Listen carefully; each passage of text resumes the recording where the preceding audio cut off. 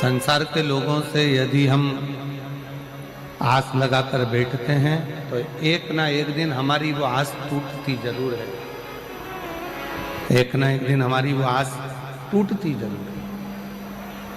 पर शिव महापुराण की कथा कहती है, अगर हमने पूर्ण विश्वास के साथ में, पूर्ण भरोसे के साथ में भगवान देवाधिदेव महादेव से जब कोई आस लगाई है, पूर्ण भरोसे के साथ में जब काल अधिपति महाकाल राजा से कोई आस लगाई है, पूर्ण विश्वास के साथ में जब हमने भगवान शंकर श्री कुबेरेश्वर बाबा से कोई आस लगाई है, पूर्ण विश्वास बाबा से कोई आस लगाई है, तो शिव महापुराण की कथा कहती है वो आस फिर टूटती नहीं है, वो आस पूर्ण होकर ही रहती है, पूर्ण होती ही है।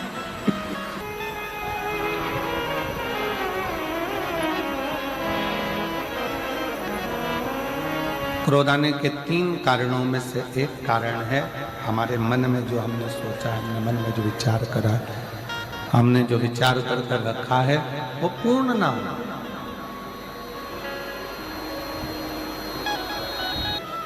एक पति पत्नी से आस लगाकर बैठता है, पत्नी पति से आस लगाकर बैठती है, आस लगाकर बैठती है, सास बहू से आस लगाकर बैठती है, बेटा माँ बाप से आस लगाकर बैठता है और माँ बाप बेटे से आस लगाकर।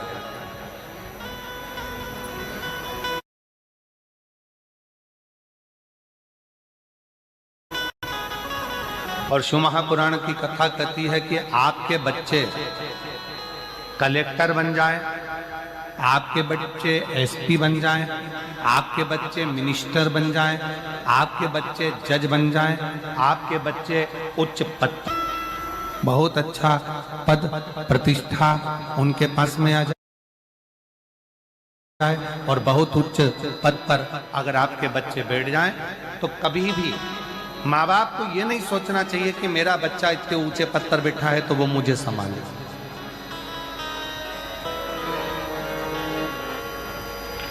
ये विचार ना करा जाए कि मेरा बच्चा इतने ऊंचे पद पर बैठा हुआ है तो वो मुझे संभाले, वो मुझे भगवान से प्रार्थना करना, भगवान से निवेदन करना, भगवान से विनय करना कि हे देवाधिदेव महादेव, मेरे बच्चों को भले उनकी मंजिल तक पहुंचाना, बड़े ऊंचे पद पर पहुंचाना, बड़े प्रतिष्ठित बनाना, बहुत अच्छा सिंहासन दिलाना मना नहीं है, पर हे भोलेनाथ, मेरे बुढ़ापे को ऐसा मत बनाना कि मैं अपने बच्चों के अधीन हो जाऊं, मेरे बुढ़ापे को ऐसा बनाना कि मैं तेरे चरणों के अधीन हो जाऊं, मैं तेरे चरणों के अधीन हो जाऊं, तेरे ऊपर अधीन हो जाऊं, तेरे चरणों से तेरे चरणों की विनती में तेरे चरणों के अधीन होकर मैं अपने जीवन को जीऊं, किसी के आश्रित होकर नहीं, किसी पर आश्रितता धारण कर कर नहीं, किसी पर आश्रित होकर मेरा जीवन ना जीऊं, मैं तुझ पर आश्रित हूं, तेरे चरणों के बल पर मैं अपना पूर्ण जीवन निकाल सकता।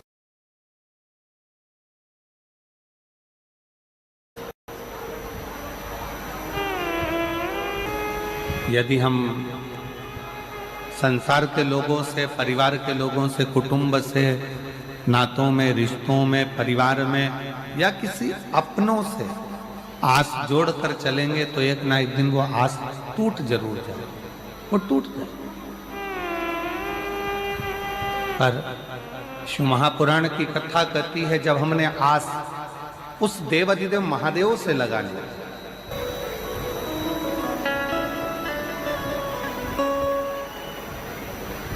जितना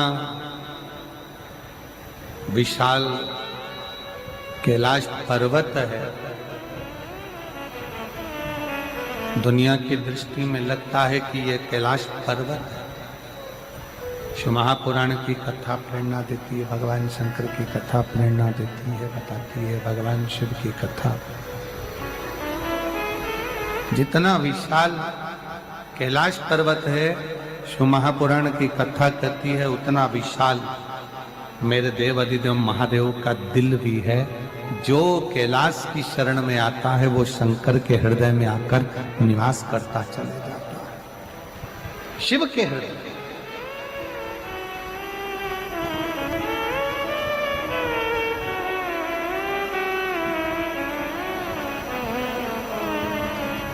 क्रोध आने के 3 कारण बताए गए हैं।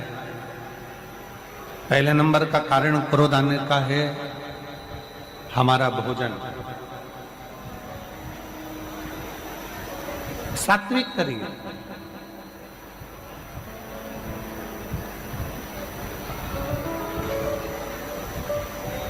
अच्छा भोजन ग्रहण करिए,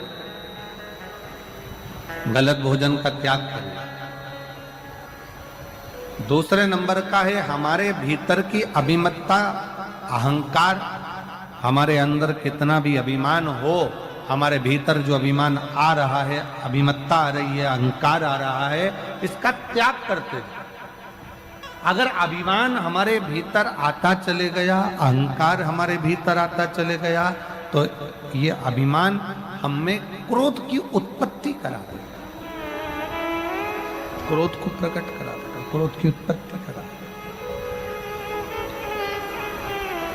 खींच खींच के बोलना पड़ रहा है, थोड़ा सा उसको सुधारो, माइक को बहुत खींचना पड़ रहा है, तब आवाज निकल रही है उसमें।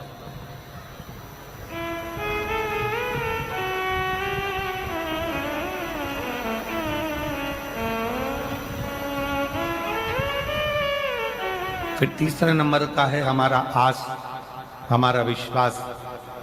हम जिससे आस लगाकर बैठे हुए हैं, वो आस जब टूटी है तो फिर क्रोध ने उत्पत्ति हो, फिर क्रोध की उत्पत्ति।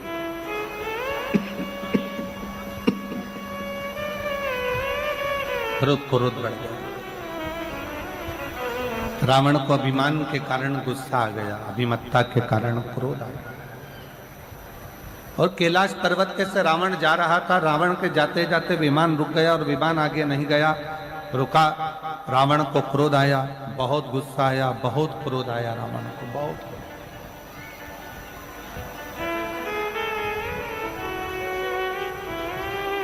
और रावण को इतना क्रोध आया, इतना क्रोध रावण के अंतर्गत आ गया कि रावण उसी पल, उसी क्षण उस कैलाश पर्वत को अपने हाथों से उठाकर फेंकने लगा। उसी क्षण, उसी पल, उसी घड़ी।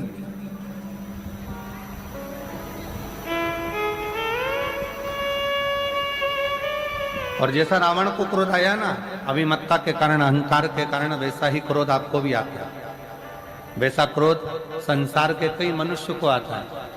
उसकी अभिमत्ता के कारण पत्नी ने चाय बनाकर ला कर दी, गिलास में चाय ला कर दे दी, और जरा सा क्रोध आया और उसने गिलास का चाय उठाकर बाहर फेंक दिया।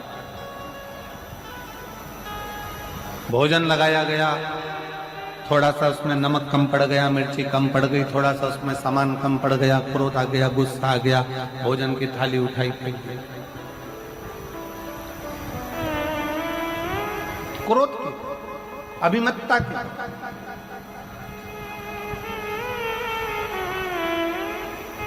शायद भारत के संतों ने, इस भारत भूमि के संतों ने इसलिए कहा है कि सबसे बड़ा संयम है अपने क्रोध का संयम।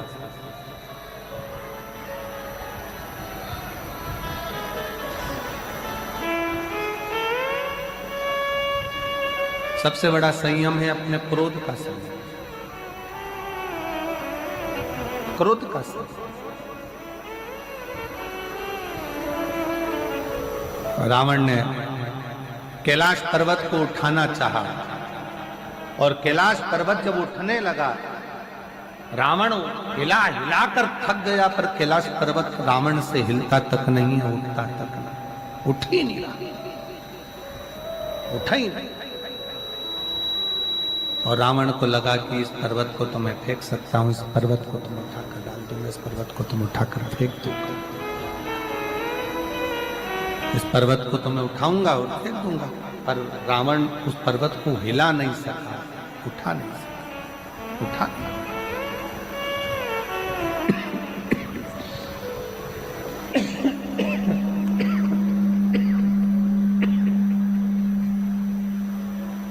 रावण उस पर्वत को हिला नहीं सका, उठा ना सका।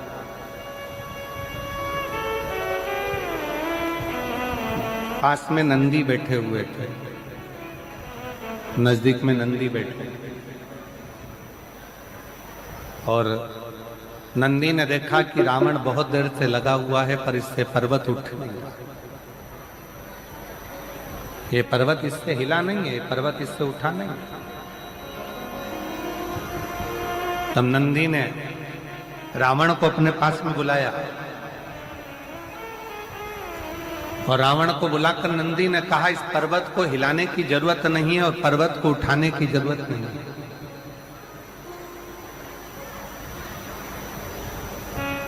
एक काम करो, शिव की आराधना करो, शंकर की भक्ति करो, शिव की आराधना करो, भगवान शंकर का भजन करो, भगवान शंकर की स्तुति करो, भगवान शंकर की आराधना करो, भगवान शंकर का स्मरण करो, भगवान शंकर की भक्ति को धारण करो, उससे विनय करो।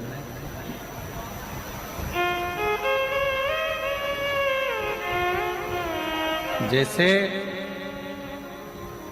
राम जी समुद्र को सुखाना चाहते हैं, पर समुद्र देवता से जाकर कह दिया गया कि आप राम जी से विनय करो, निवेदन करो, प्रार्थना करो, उनसे विनती करो।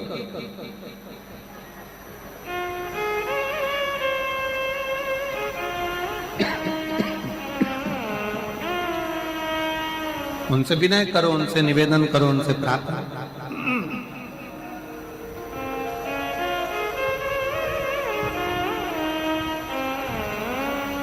नंदी ने भगवान शंकर के सम्मुख में बैठे हुए नंदी ने उसी पल, उसी क्षण, उसी घड़ी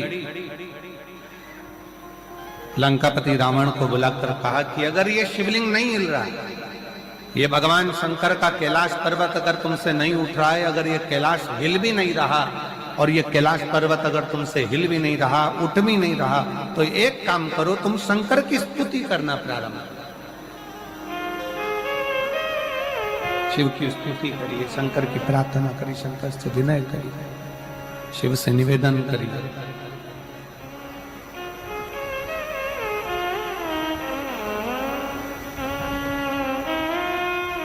और कितनी सुंदर बात नंदी ने कही है। नंदी ने ये बात जो कही वो वास्तव में बड़ी सुंदर है कि मान लो यदि कोई कार्य तुम्हारा हो नहीं रहा और पूरी दुनिया में तुमने कर कर देख लिया, बहुत प्रयास कर कर देख लिया, तो भी वो कार्य अगर तुम्हारा नहीं होता, तो फिर एक काम करो कि शिव की स्तुति, शंकर का गुणगान, शंकर की भक्ति, शंकर का स्मरण।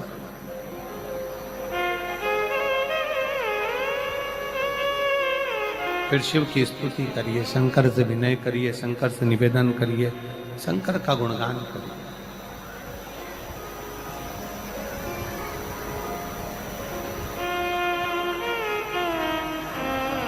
पर भगवान की भक्ति होती कब? जितने आस्था चैनल पर कथा सुन रहे हैं, जितने फेसबुक यूट्यूब पर कथा सुन रहे हैं, जितने पंडाल में बैठकर शिव भक्त कथा को रसपान कर रहे हैं, उनसे निवेदन करूंगा कि शंकर की भक्ति होती कब है, शंकर का स्मरण कब होता है, शंकर की भक्ति कब होती है, शंकर की कथा सुनने में मन कब लग सकता है, जब अपने भीतर की अभिमत्ता, अपने भीतर का अहम, अपने भीतर का अहंकार, अपने भीतर की आसक्ति, अपने भीतर का काम, अपने भीतर की तृष्णा जब दूर हो जाए, तो समझो कि आप शिव में मन लगा बैठे। कितने